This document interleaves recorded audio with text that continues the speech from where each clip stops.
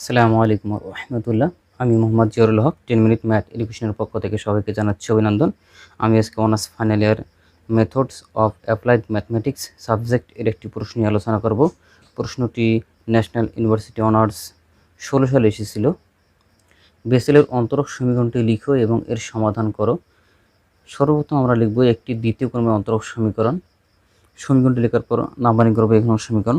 এক নংকে এন ক্রমের বেসেলের অন্তরক সমীকরণ বলা হয়, যেখানে এন একটি যোগবোধক ধ্রুবক। ধরে নেব এক নংয়ের সম্ভাব্য সমাধানটি লিখে 2 নং সমীকরণ নাম্বারিং করবো। এই 2 নং সমীকরণকে এক্স এর সাপেক্ষে দুইবার অন্তর্গণ করব। একবার অন্তর্গণ করলে ডিওয়াই ডিভাইড বাই ডিএক্স লিখলাম। সামেশন আর ইকুয়াল টু 0 থেকে ইনফিনিটি এ আর ঠিক থাকলো।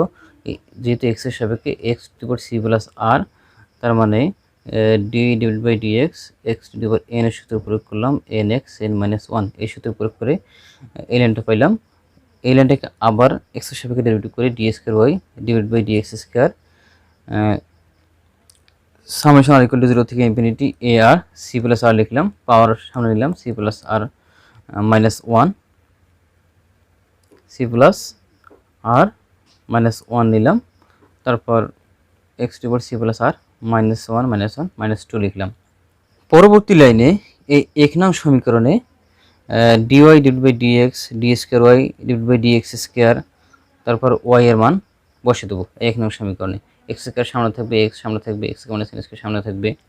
এক নং সমীকরণের মানগুলো বসিয়ে দেওয়ার পর আমরা এই লাইনটা পাবো। বসিয়ে দেওয়ার পর যদি x স্কয়ার আছে, x স্কয়ার দ্বারা গুণ যদি করি তাহলে এখানে x এর পাওয়ার এখানে যোগ হবে, +2 হলে -2 +2 কাটা যায়, তাহলে এই লাইনটা পাই আমরা। অনুরূপভাবে x যদি গুণ করি x এর পাওয়ার 1, এখানে যদি -1 +1 হয় 1 কাটা যায়, c প্লাস r থাকে জাস্ট। x স্কয়ার দ্বারা যদি এই পদটাকে গুণ করি তাহলে c প্লাস r প্লাস 2 হয়, c প্লাস r প্লাস 2, আর মাইনাস n স্কয়ার দ্বারা গুণ করলে মাইনাস থাকলো, n স্কয়ারটা জাস্ট এখানে ভিতরে লিখবো ইজ ইকুয়াল টু 0। পরবর্তী লাইনে তারপর আমরা এই লাইনে কি করব, সামেশন আর ইকুয়াল টু 0 থেকে infinity a r x to the power c plus r common নেব। তাহলে এই পদে কি থাকে, সি প্লাস আর মাইনাস 1, তারপর এই পদে থাকে সি প্লাস আর, আর এই পদে থেকে minus n square x to the power c plus r বাইরে লিখলাম। আর এই পদটা যে অবশিষ্ট থাকলো এই পদটা এখানে লিখলাম ইজ ইকুয়াল টু 0 লিখলাম। পরবর্তী লাইনে সি প্লাস আর, এখানে সি প্লাস আর একটা অংশ আর মাইনাস একটা অংশ যদি বিভক্ত করে দিলে সি প্লাস আর দ্বারা সি প্লাস আর গুণ করলে C plus r whole square, আর সি প্লাস আর দ্বারা মাইনাস গুণ করলে মাইনাস সি প্লাস আর থেকে এটা যা আছে তাই থাকবে, এটা যা আছে তাই থাকবে। পরবর্তী লাইনে ওইভাবে কাজ করলাম, কাজ করার পর আমরা এই লাইনটা পাইলাম। তাহলে c minus c plus r plus c plus r কাটা গেল, তাহলে c plus r whole square minus n square s minus b square সূত্র প্রয়োগ করে c plus r plus n, c plus r minus n, R x to the power c plus r থাকলো, সামনে এ আর থাকলো, এই পদটা অপরিবর্তনীয় থাকলো ইজ ইকুয়াল টু 0 লিখলাম। পরবর্তী লাইনে এই পদটার জন্য আর ইকুয়াল টু 0 থেকে ইনফিনিটি পর্যন্ত একবার আর এর জায়গায় 0 বসাবো, একবার আর এর জায়গায় 1 বসাবো। আর এর জায়গায় যদি আর এর জায়গায় 0 বসাই তাহলে এ 0, আর এর জায়গায় 0 বসালে সি প্লাস এন, এখানে আর এর জায়গায় 0 বসালে c minus n, R x to the power just c থাকে প্লাস আরেকবার 1 বসাই এ 1, আর এর জায়গায় 1 বসাই সি প্লাস 1 প্লাস এন, আর একবার c plus 1 minus n x to the power c plus 1 থাকে। এভাবে 1 পর্যন্ত বসার পর 2 পর্যন্ত গিয়ে লিমিট আবার বসাবো, limit summation r equal to 2 থেকে ইনফিনিটি, এই পদটা লিখে দিলাম। লিখে দেওয়ার পর পরবর্তী পদটা অপরিবর্তিত থাকলো ইজ ইকুয়াল টু 0 লিখলাম। আর ইকুয়াল টু 0 বানিয়ে দিলাম। আর ইকুয়াল টু যদি 0 বানিয়ে দিই তাহলে এই 2 এখানে লিখবো আমরা আর প্লাস 2 লিখবো, অর্থাৎ আর এর জায়গায় আর প্লাস 2 লিখবো। তাহলে আর এর জায়গায় আর প্লাস 2 লিখলাম, এখানে আর এর জায়গায় আর প্লাস 2 লিখলাম, এখানে আর এর জায়গায় আর প্লাস 2 লিখলাম, x to the power c plus r এর জায়গায় আর প্লাস 2 লিখে দিলাম। শেষের পদটা অপরিবর্তিত থাকলো ইজ ইকুয়াল টু 0 লিখে দিলাম। পরবর্তী লাইনে আমরা কি করব, x to the power c এর অংশটুকু 0 ধরবো, x to the power c plus 1 এর অংশটুকু 0 ধরবো, x to the power c plus r plus 2 এর অংশটুকু 0 ধরবো, x to the power c plus r plus 2 এর অংশটুকু 0 ধরবো। তাহলে এইখান থেকে এই দুটো পদ থেকে তাহলে আমরা কি করতে পারি, এই অংশটুকু যোগ এ আর ইজ ইকুয়াল টু 0 লিখবো।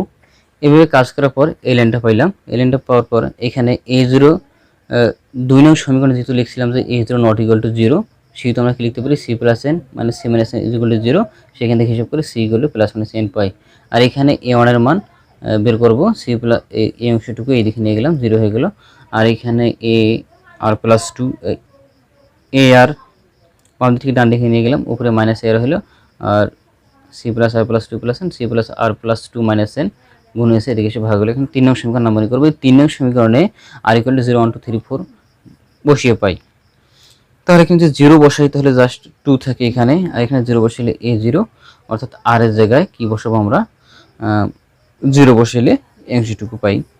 তারপর 1 বসাই a3 হয়, 1 বসাইলাম, r এর জায়গায় 1 বসাইলাম, বসে হিসাব করে অংশটুকু পেলাম। a1 এর মান যেহেতু উপরে 0 পাইছি, তাহলে সম্পূর্ণ পদের মানে 0, তার মানে বোঝা গেল যে বেজোড়টার মান হবে 0। তারপর a4, এখানে যদি 2 বসাই, 4 হয়, এখানে 2 বসাইলাম, r এর জায়গায় সব জায়গায় 2 বসে এই অংশটুকু পাইলাম।